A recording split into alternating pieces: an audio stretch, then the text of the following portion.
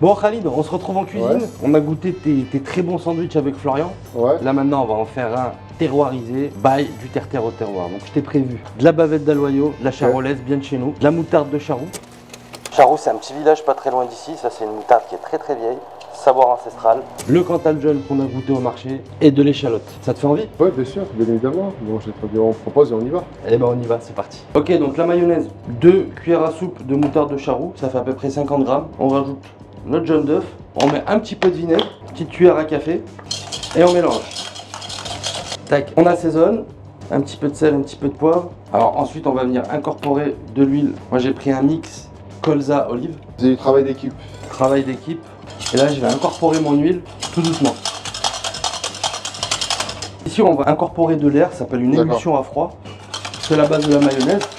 On voit, ça prend bien là. Hein. Ouais. Donc là on a notre maillot moutarde de Charroux qui est prête. Donc là on a fait un volume, on a fait à peu près pour 300 grammes d'huile. D'accord. Il faut savoir qu'avec tout un pot de moutarde de Charroux, tu peux facilement, je pense, faire 20 kg avec 20 litres d'huile en mayonnaise. Donc c'est l'équivalent de 5 seaux de mayonnaise avec un pot de moutarde. Donc notre maillot elle est prête. On va préparer nos échalotes.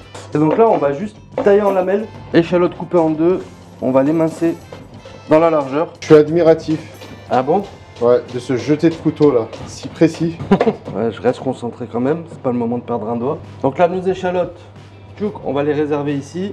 On va s'attaquer à la bavette. Petite bavette d'Aloyau. Donc là, les petites choses à savoir, quand on la coupe, on regarde le sens de la fibre. Là, vu qu'elle va comme ça, si on la coupe comme ça, on va pas suivre la fibre. Donc on va assaisonner notre viande, on va la faire revenir, on va la slicer et elle sera prête. On passe à la cuisson? Allez, c'est parti. Ok, donc là, on va marquer en cuisson notre bavette, en sale, poivre, tac, et on réserve.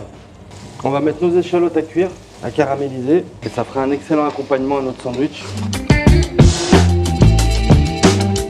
Maintenant, on va passer au montage. D'abord, notre maillot. Généreux, c'est ça? Généreux sur la maillot, exactement. Donc notre bout de bavette qu'on va slicer.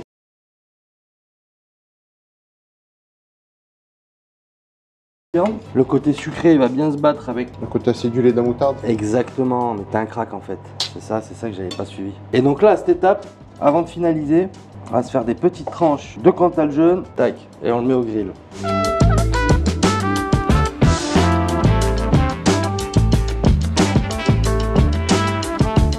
Un peu de mâche en finition, après le gratinage, on ferme et on passe à la dégustation.